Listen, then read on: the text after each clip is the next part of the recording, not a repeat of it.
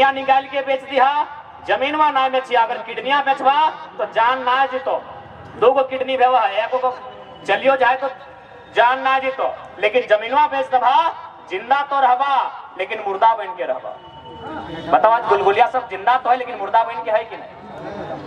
इसलिए एक बात तो हम आग्रह करबो, आपन से तो जमीन बिल्कुल न बेचिया, और यदि कोई वीडियो सीओ डीसी तो गलती तरीके से जमीन ले हो तो बिरसा मुंडा बन के निर्मल बन के आंख से आंख मिला के फाड़ दियो। आज हमने बिरसा भगवान के कहे मानो ये वो लड़ल है, जमीन खातिर लड़ल। आज निर्मल दा के पूजल जाए कहे यह जमीन खातिर लड़ल। तो आज अगर तू अपन अंदर के निर्मल बिरसा के खत्म कर देवे तो यह हाल है। इसलिए एक बात जान ले, पहला बात तो खुद से जमीन बिल्कुल ना बेचना हो, लेकिन कोई सीओ बीडीओ या फिर कोई अधिकारी अगर पैसा के लालच में, कोई कंपनी के मालिक के लालच में अगर तो जमीन के साथ छेड़छाड़ कर हो तो तुम को छेड़छाड़ करियो। क्या कि तेरे बाप के जमीन लगो बीडीओ बीडवा के और सीओ के बाप के ना लगे।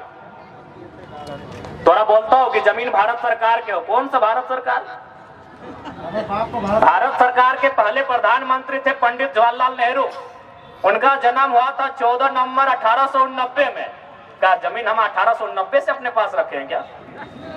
जमीन किस काल से है? पाषाण काल से है, पूरा पाषाण काल से है, मध्य पाषाण काल से है, नव पाषाण काल से है, ताम्र पाषाण काल से है, हड़प्पा काल से है, उत्तर वैदिक काल से है, वैदिक काल से है, महाजनपद काल से है, मौर्य काल से है, न गुप्त काल से है, न मुगल काल से है। हमको कोई जानकारी नहीं है। क्या आपके पास जानकारी है कि जमीन कौन काल से है आपके पास? 50 गो पीढ़ी के पश्चात कि 70 गो पीढ़ी पार हुआ कि 100 पीढ़ी पार हुआ, को जानकारी है? तो फिर कैसे भारत सरकार का जमीन है भाई? भारत सरकार का गठन हुआ है 1947 15 अगस्त में। अरे 1947 का तो मेरा दादाजी लोग है। इसका मतलब मेरा दादाजी से पहले मेरा जमीन में जोत खोड़ कोई नहीं करता था। 1947 में भारत सरकार बना है। जो लोग बोलता है कि जमीन भारत सरकार का है, 1947 में भारत सरकार बना है और 1947 में हम लोग का दादाजी का है, उससे ज्यादा ही है। 1947 में हम लोग का दादाजी का पीढ़ी है।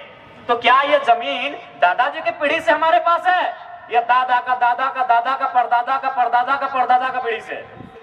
उससे भी ज्यादा है। इसलिए केवल अब हम लोग का माइंड में दर्द कर दिया जाता है कि अधिकारी से हम ना उलझे, अधिकारी से हम बात ना करें। देखिए अगर आज अधिकारी से डरेंगे तो कल आपके बच्चे फुटपाथ में होंगे। आज अगर आप वीडियो सीओ डीसी से डर गए तो कल आपके बच्चे फुटपाथ में होंगे। इसलिए देखिए सरकार बनाना तो अलग बात है, मेरा पहला काम है आपके अंदर के डर को खत्म करना। मेरा पहला काम है झारखंड की आवाज को बुलंद करना। मेरा पहला काम है झारखंड के साथ जो अन्याय हो रहा है उस अन्याय से आपको परिचय करवाना। क्योंकि आज तक 24 साल के झारखंड में कोई लीडर हमको भाषण सुनाइए जो इतना बारीकी से आपको इन विषयों पर बात किया हो। एक भी लीडर झारखंड में 1 दर्जन मुख्यमंत्री बने, कोई मुख्यमंत्री इतना बारीकी से चिंता किया हो किसी विषय का? तो इसलिए हम लोग मंत्री बने, विधायक बने, सांसद बने, सरकार बने, वो अलग बात है। हमारी पहली प्राथमिकता है हमारा जनता सुरक्षित रहना चाहिए, हमारे लोग सुरक्षित रहने चाहिए, हमारे गांव सुरक्षित रहने चाहिए, हमारे खेत खलिहान, हमारे नदी, हमारे नीम और पीपल के छांव सलामत रहने चाहिए। ये हमारा मकसद है। इसलिए आज एक बात एकदम जान लीजिए, और हम एक आग्रह ये भी कहेंगे कि इंडस्ट्रियल एरिया में जो लोग आते हैं, कांके इंडस्ट्रियल एरिया है, इंडस्ट्रियल एरिया में जो लोग आते हैं, नगर के एरिया में जो लोग आते हैं, माइंस के एरिया में जो लोग आते हैं, हम एक आग्रह करेंगे। विनोद बिहारी महतो वकील थे, इसीलिए झारखंड की लड़ाई लड़े। सरदार पटेल, महात्मा गांधी, जवाहरलाल नेहरू, तमाम लोग वकील थे, इसीलिए भारत की लड़ाई लड़े। इसलिए मैं आग्रह करूंगा, जैसे हम लोग का एक व्यवस्था होता है, खाप की व्यवस्था होती है, परगनेत की व्यवस्था होती है, मांझी हड़ाम, महतो हड़ाम की व्यवस्था होती है, हर एक व्यवस्था में 2-4 गो वकील का पढ़ाई जरूर कीजिएगा, नहीं तो इस जमीन लूटने से कोई नहीं बचाएगा। 2-4 गो वकील का पढ़ाई जरूर कीजिएगा, बढ़िया वकील।